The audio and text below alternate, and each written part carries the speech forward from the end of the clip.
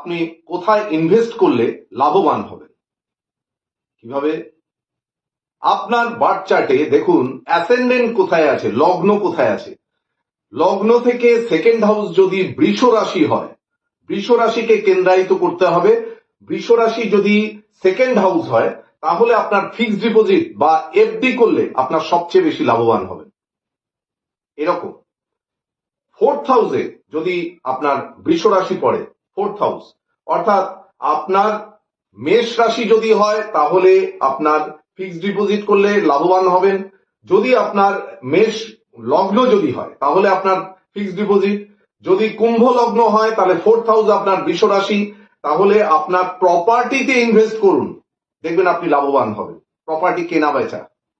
আচ্ছা, এরপরে আপনার লগ্ন যদি মকর হয় তাহলে ফিফথ হাউস হচ্ছে আপনার বৃষ রাশি, তাহলে আপনার শেয়ার বাজারে ইনভেস্ট করুন, আপনি লাভবান হবেন। তবে কি আরো কিছু দেখতে হবে। শেয়ার বাজারে ইনভেস্ট করতে গেলে শুক্র এবং বুধের অবস্থান দেখতে হয়, সেগুলো পজিশন কি পজিশন আছে। আচ্ছা, এরপরে আসছি আপনি এক্সপোর্টের কোনো বিজনেস করবেন বা তাতে ইনভেস্ট করবেন, ফরেন কারেন্সিতে ইনভেস্ট করবেন।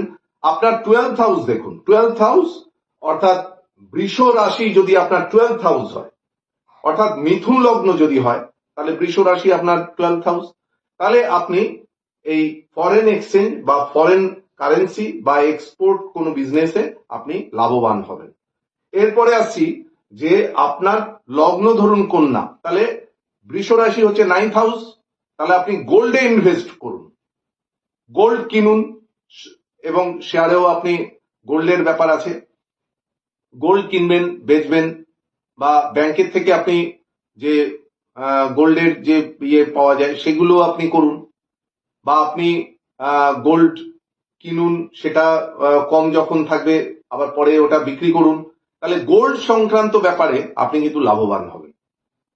আর এই রকম বিভিন্ন সমস্যার সমাধান পেতে আমার এই ফেসবুক পেজটিকে ফলো করুন। নমস্কার।